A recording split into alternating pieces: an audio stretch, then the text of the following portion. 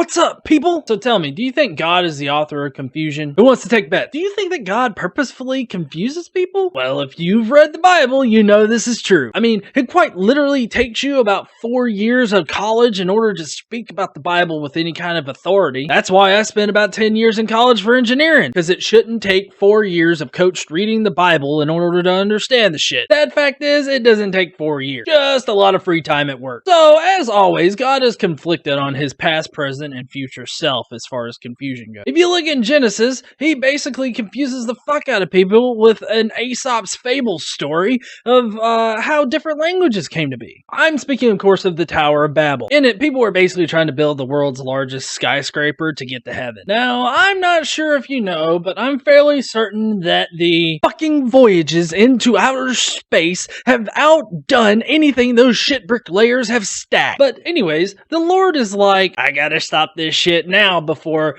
they come a knocking while heaven's a rockin'. Ain't that right, Mary? So he swoops down like a dementor and confuses the fuck out of everybody and causes them to speak different languages. All this so that they can't build a skyscraper primarily composed of shit bricks to get to heaven. Evidence number one that God is a confusing motherfucker and he does it on purpose. Now, if you'll fast forward to 1 Corinthians, you'll see that God chooses the foolish things in order to confuse the wise, and he chooses weak things in order to confuse the strong.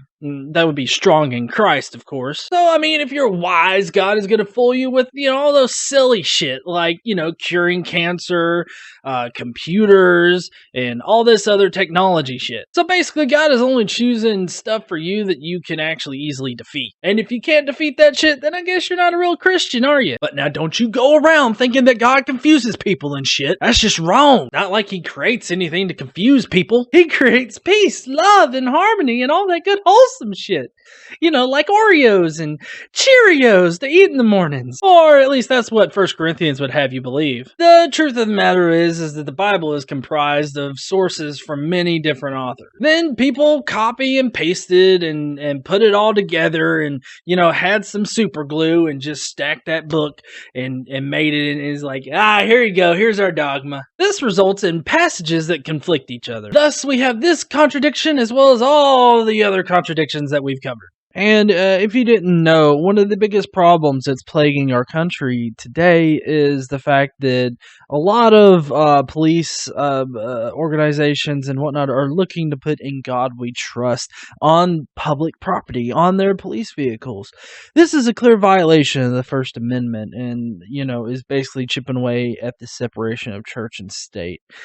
I am firmly of the belief that this is just the first step to actually implementing a theocracy in our nation. And so I highly suggest you going down below and looking at the Original Motto Project. I have their website down there as well as their Facebook and their Twitter. Be sure to follow them on Facebook and on Twitter to get the latest updates on their fight against this particular problem in our country right now.